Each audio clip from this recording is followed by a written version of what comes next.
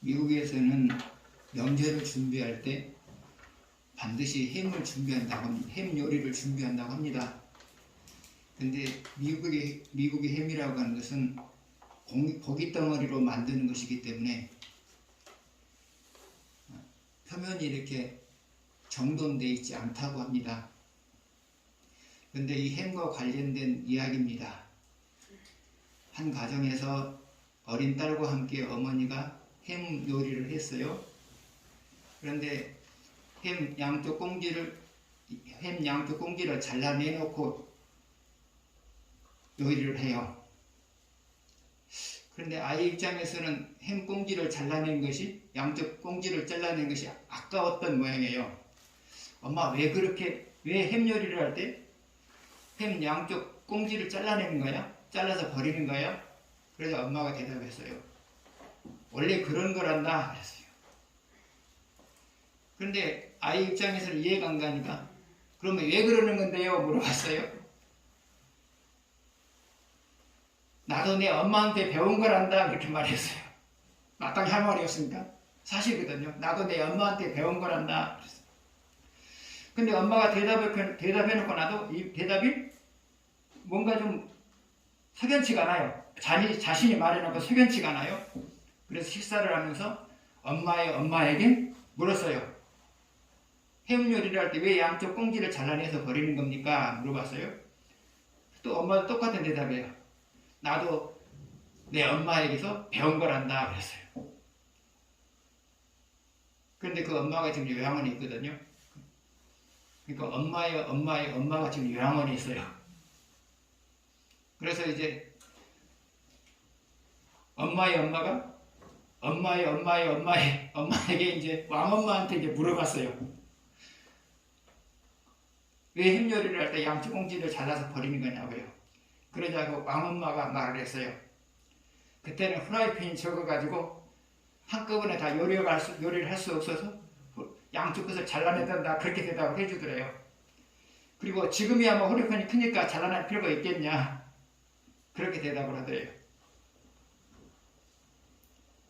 따라서 했어요? 그러다 보니 손해를 봤어요. 생각 없이 따라서 하다 보니까 손해를 봤어요. 왜 그렇게 해야 되니 생각을 했더라면 손해를 안 봤을 텐데요. 여러분도 살다 보면 다른 사람이 사는 방법을 따라해요. 그런데 따라서 하는 게 남의 사는 방법을 따라서 하는 것이 도움이 될 때도 있고요. 남이 사는 대로 따라서 해가지고 손해를 볼 때도 있어요. 그런데 여러분이 남이 사는 방법을 따라서 함으로 말미암아 손해를 보지 않으려면 어떻게 될까요? 나만의 사는 방법이 있어야 돼요. 나만의 사는 방법이 있어야 돼요. 그러면 나만의 사는 방법이 오르려면 어떻게 해야 돼요? 항상 성경 속에서 사는 방법을 찾는 거예요. 그래서 여러분들은 끊임없이 성경 쪽에서 상황에 따라서 어떻게 살아야 되는가에 대해서 여러분이 배우셔야 돼요. 그래서 상황에 따라서 어떻게 살아야 되는가를 배우는 사람은 남에게 휘둘리지 않아요. 휘둘리지 않을 뿐만 아니라 성공적인 인생을 살아가요. 그래서 여러분 끊임없이 성경 속에서 성경이 나로 하여금 이 상황에서는 어떻게 살라고 말하는가 그런 사는 방법들을 배우세요. 그러시면 휘둘리지도 않고요. 여러분이 성공적인 인생을 살아가요. 우리는 죽을 때까지 이 방법을 찾는 거예요. 성경 속에서 사는 방법을 죽을 때까지 찾는 거예요.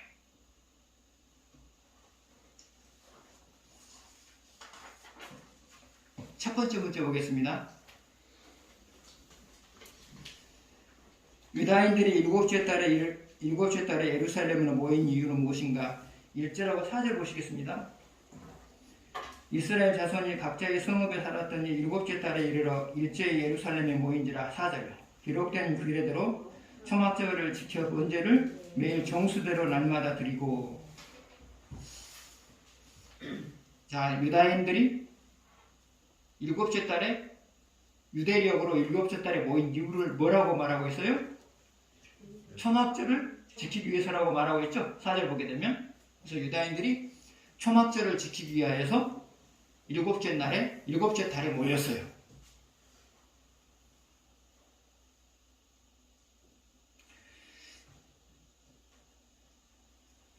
그러면 초막절의 시기는 언제쯤일까요? 여기는 유대력으로 7월이라고 말했죠? 우리가 쓰는 양력으로는 9월에서 10월. 이게 바로 유대력으로 7월이에요. 우리로 말하면 9월에서 10월. 이게 바로 이제 유대력의 7월이 우리로 말하면 9월에서 10월이다. 그렇게 생각하시면 되고요. 그러면 초막절의 기간은 어느 정도 있을까요? 일주일이었어요. 일주일 동안 지켰어요. 그러면 초막절에 있어서 두드러진 특징은 무엇이었을까요? 나무로 초막을 지은 다음에 그 속에서 일주일을 보내는 거예요. 나무로 간편하게 초막을 지은 다음에 그 속에서 일주일을 보내는 거예요.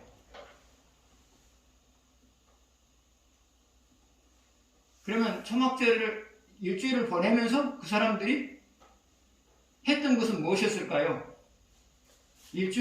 초막에서 일주일을 보내면서 그 사람들이 했던 것은 무엇이었을까요? 그것은 하나님이 자기 조상들에게 베풀었던 은혜를 기리는 거예요. 하나님이 자기 조상들에게 베풀었던 은혜를 기리는 거예요.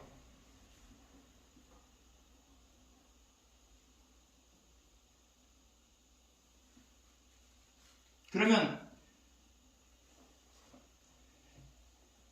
하나님이 그들의 조상에게 베풀었던 광야 생활 속에서 그들의 조상들에게 베풀었던 은혜는 무엇이었을까요? 첫 번째로는 가나안까지 가는 길을 인도하셨어요. 첫 번째로는 길을 인도하셨어요. 두 번째로는 보호하셨어요. 모든 위험스러운 상황에서 그들을 보호하셨어요. 세 번째로는 의식주에 필요한 것을 주셨어요. 의식주에 필요한 것들을 주셨어요. 음식으로는 물을 주기도 했고요. 또 만나와 메추라기를 주기도 했고요.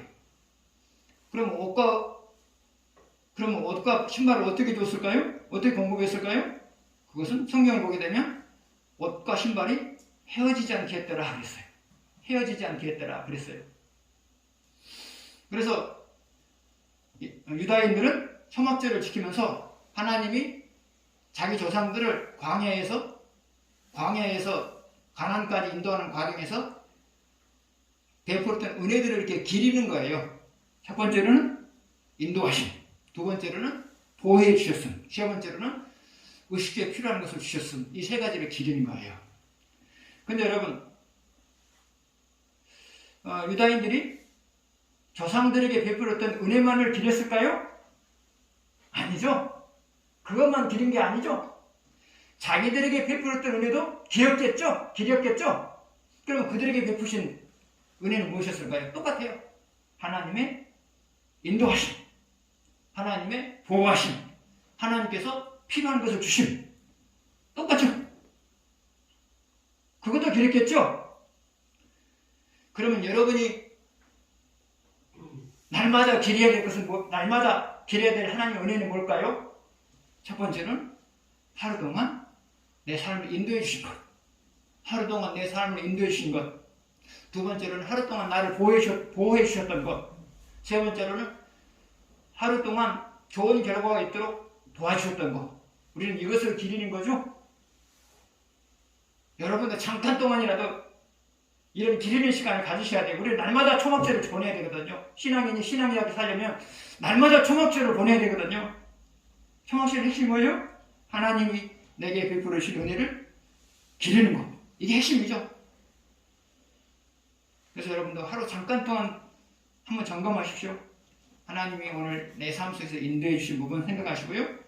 하나님 내 삶 속에서 오늘 보호해 주신 것 생각하시고요. 또 더 나아가서 하나님께서 오늘 하는 일이 잘 되도록 도와주셨던 걸 생각하시고요. 그 생각을. 그러면 초막절을 지키는 목적은 무엇이었을까요? 하나님의 은혜를 초막절 지키는 목적은 무엇이었을까요? 하나님의 은혜를 생각함으로 인하여서 하나님의 은혜를 생각함으로 인하여서 은혜 받은 자로서 합당한 삶을 살게 하는 것이죠. 초목적을 지킨 목적이 바로 그거예요. 하나님의 은혜를 깨닫고 하나님의 은혜를 입은 자로서 합당한 삶을 살기 위해서 초목적을 지킨 거죠. 사실상 추수감사를 지키는 것도 마찬가지예요. 하나님의 은혜를 깨닫고 은혜를 받은 자로서 합당한 삶을 살기 위해서 추수감사절을 지키는 거죠. 모든 절기라고 하시 다 똑같아요. 모든 절기라고 하는 것이 다 똑같아요. 하나님의 은혜를 깨닫고 그 은혜 받은 자로서 합당한 삶을 살기 위해서 모든 절기를 지키는 거죠. 초막절도 그렇고 오순절도 그렇고 우리가 지키는 추수감사절도 그렇고 맥주감사절도 그렇고 성탄절도 그렇고 고난주일도 마찬가지고 다 그래요. 하나님의 은혜를 깨닫고 그 은혜를 받은 자로서 합당한 삶을 살기 위해서 우리들이 절기를 지키는 거죠. 이 사람들도 마찬가지예요.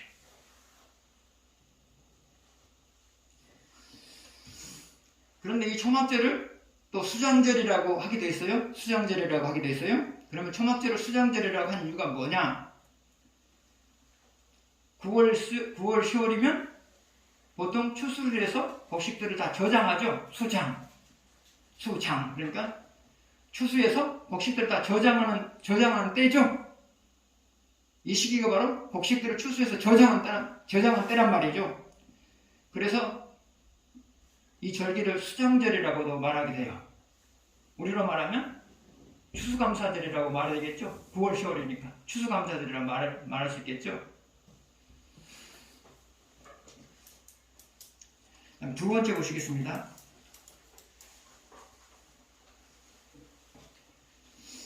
초막절을 지키러 온 유다인들이 주변 나라 백성들을 두려워한 이유는 무엇인가? 그럼에도 불구하고 초막절을 지킨 이유는 무엇인가? 3절 같이 읽겠습니다. 우리가 모든 나라 백성을 두려워하여 제단을 그 터에 세우고 그 위에서 아침 저녁으로 여호와께 번제를 드리며. 초막절에 참여한 사람들이 주변 나라 사람들을 두려워했어요. 그럼 주변 나라 사람들을 두려워한 이유가 뭐냐? 첫 번째로는 주변 나라 사람들은 다수이고 자기들은 소수이기 때문에 그래요. 주변 나라 사람들은 다수이고 자기들은 소수이기 때문에 그래요. 두 번째로 주변 나라 사람들은 다른 신을 섬기지만 자기들은 하나님을 섬겨요. 하나님을 섬겨요. 그들과 다른 하나님을 섬겨요. 다른 나라 사람들은 다른 신을 섬겨요. 그런데 유다인들만 하나님을 섬겨요. 그런데 당시에 종교가 다르면 공격의 표적이 될 수 있거든요. 종교가 다르면 공격의 표적이 돼요.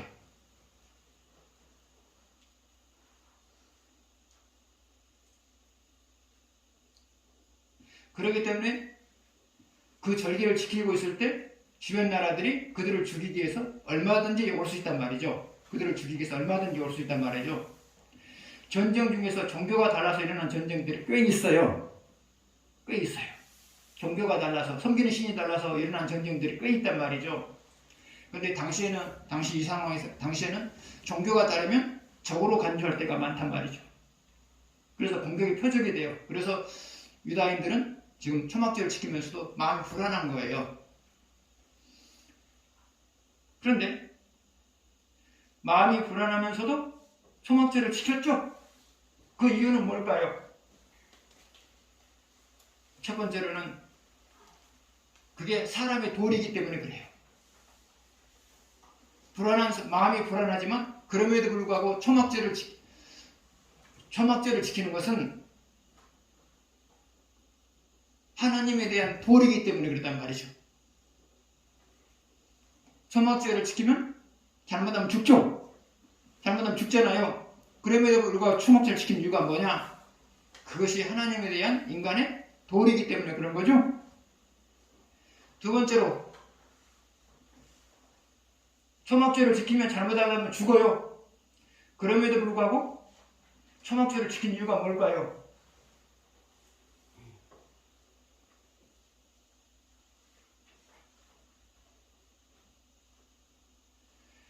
하나님 때문에 두려워할 만한 일이 발생할 것 같을 때에도, 하나님 때문에 두려워할 만한 일이 발생할 때에도 하나님이 기뻐하신 일을 하게 되면 하나님이 보호하시기 때문에 그렇죠.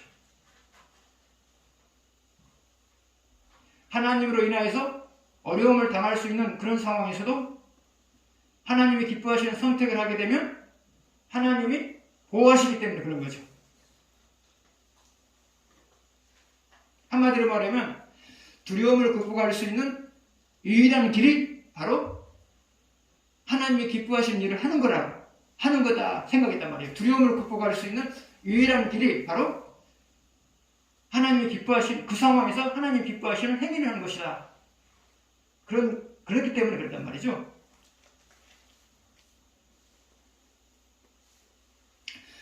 성경에 보면 에스더라고 하는 사람이 나오죠. 왕 앞에 나가면 죽어요. 왜요? 왕 앞에 나가면 죽는단 말이죠. 왕이 오는 것을 받아들이면 살지만 오는 것을 싫어하면 죽어요. 다가가면 죽여요. 그런데 에스더는 지금 꽤 오랫동안 왕으로부터 부름을 받지 못하고 있는 상태예요. 근데 지금 가게 되면 달갑지 않단 말이에요. 달갑게 않게 여긴단 말이에요. 죽어요.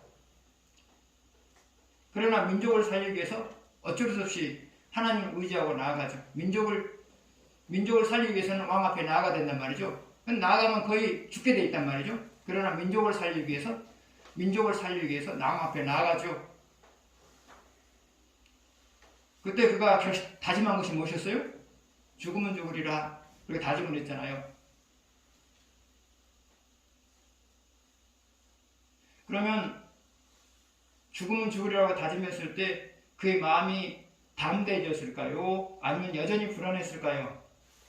담대해졌죠. 사람이 그래요. 두려워할 수밖에 없는 상황에서도 하나님으로 인하여서 두려워할 수밖에 없는 상황이 벌어질 수 있는 상황에서도 하나님께서 기뻐하시는 대로 행위를 결정하게 되면 그때부터 담대해져요. 사람은요. 담대해지는 거예요. 그래서 사람으로 인하여서 발생할 두려움이라고 하는 것은 하나님이 기뻐하시는 행위를 함으로 인하여서 두려움을 극복하는 거예요. 세 번째 보시겠습니다. 성전 건축에 필요한 것들은 무엇이었는가? 그리고 그 필요한 것들을 모으는 방법은 무엇이었는가? 7절을 같이 보시겠습니다. 같이 읽겠습니다. 이에 석수와 목수에게 돈을 주고 또 시돈 사람과 도로 사람에게 먹을 것과 마실 것과 기름을 주고 바사왕 고레스의 명령대로 배양목을 레바논에서 욕바 해변까지 운송하게 하였더라. 방금 읽은 말씀을 보게 되면 하나님이 성전을 짓는 데 필요한 것들을 어떻게 모으시는 것에 대해서 말하고 있어요. 그러면 여러분, 성전을 짓는 데 필요한 것들은 무엇일까요? 첫 번째로는 재료가 필요하고요. 두 번째로는 그것을 가지고 성전 지을 수 있는 기술자들이 필요하죠.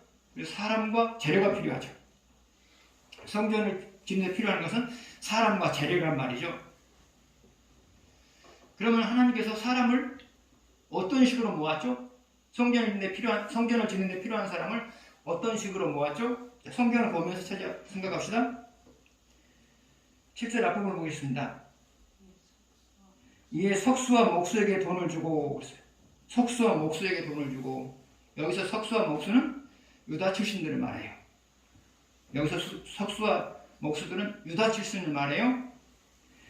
그 다음에 그러면 이 사람들을 어떻게 하나님께서 참여하게 만들었을까요?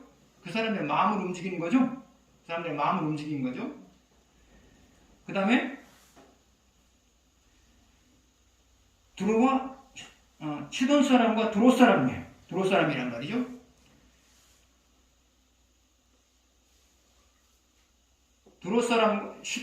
시돈 사람과 두로 사람이 성전 공사에 참여하게 만들었어요. 근데 문제는 뭐냐면 시돈 사람과 두로 사람은 유다 사람이 아니에요. 다른 나라 사람이에요. 다른 나라 사람이란 말이죠. 그런데 이들이 와서 성전 공사에 참여한 이유가 뭘까요? 하나님이 이들의 마음을 움직였기 때문이에요. 그러면 하나님께서 이들의 마음을 움직이는 방법은 무엇이었을까요? 도로와 시돈을 속국으로 삼고 있던 고레스 왕에 의해서 영향력을 행사했기 때문이죠. 고레스 왕에 의해서 고레스 왕을 통하여 영향력을 행사했기 때문이죠. 여러분, 타민족이 신전을 짓는다고 하는데, 타민족이 자기들과 다른 신의 신전을 짓는다고 하는데 타민족이 와서 도와줄 이유가 없죠.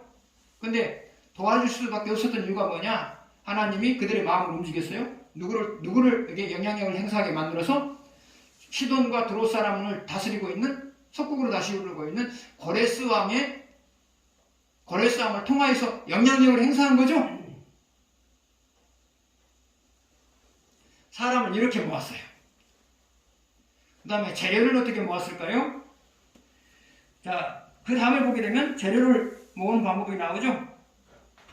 고레스 왕 10절 뒷부분 보게 되면 고레스 왕의 명령대로 백양목을 네바논에서 엽과 해변까지 운송하게 하였더라. 이 백양목이 주로 많이 생산되는 곳이 바로 네바논이었어요. 근데 네바논 역시도 유다가 아니잖아요. 다른 나라잖아요. 다른 나라에 있음에도 불구하고 그들이 백양목을 유다에게 팔았던 이유가 뭘까요? 무상으로 주었던지 유상으로 주었던지 팔았던 이유가 뭘까요? 누가 영향력을 행사했어요? 고레스 왕이 영향력을 행사한 거죠. 고레스 왕이 영향력을 행사한 거죠. 유다에게 보내줄 수 있도록 영향력을 행사한 거죠. 그래서 한마디로 말하면 하나님은 성전에 필요한 것들, 성전을 짓는 데 필요한 것을 모으기 위해서 믿는 사람의 마음도 움직이고 또 안 믿는 사람의 마음도 움직였죠. 그래서 하나님은 성전을 짓는 데 필요한 것을 모으기 위해서 필요한 사람들을 다 마음을 움직였단 말이죠. 오늘날도 마찬가지예요. 하나님이 성전을 지으라고 말씀하셨을 때는, 하나님이 성전을 지으라고 말씀했을 때는 하나님께서 필요한 것을 다 공급을 하세요. 필요한 것을 다 공급하세요. 어떻게요? 사람의 마음을 움직여서요. 그래서 하나님이 성전을 지으라고 하면 그 다음은 하나님께서 알아서 하세요. 다만 문제가 뭐냐? 하나님이 성전을 지으라고 안 했는데 인간의 욕심에 따라서 성전을 지었을 때는 문제가 달라요. 그때는 하나님께서 꼼짝하잖아요. 하나님 꼼짝하잖아요. 그러나 적어도 하나님이 성전을 지으라고 말했을 때는 시작하기만 하면 하나님께서 그 다음부터 알아서 하시는 거예요. 움직이잖아요. 사람의 마음을 움직이잖아요. 일할 사람, 재료를 댈 사람 다 움직이잖아요.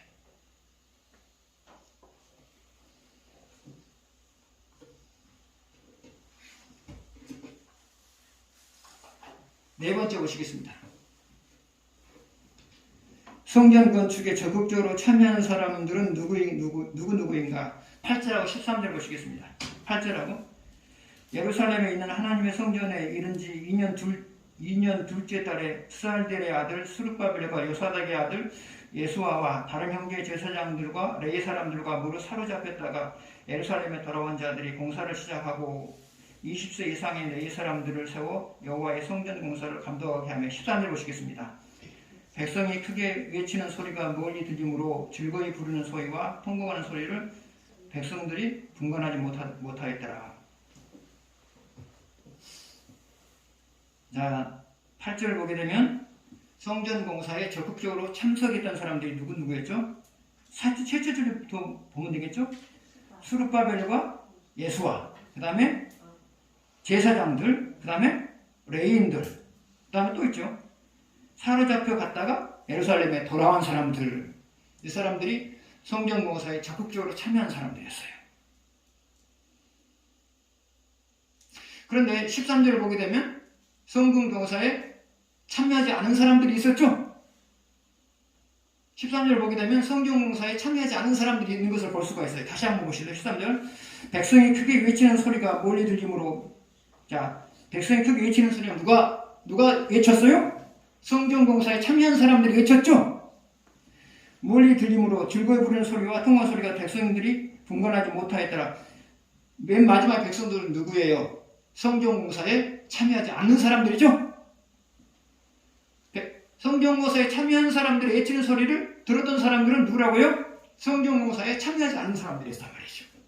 그래서 똑같이 하나님을 섬기는 사람들이지만 어떤 사람은 성경공사에 적극적으로 참여하는 사람이 있었고요.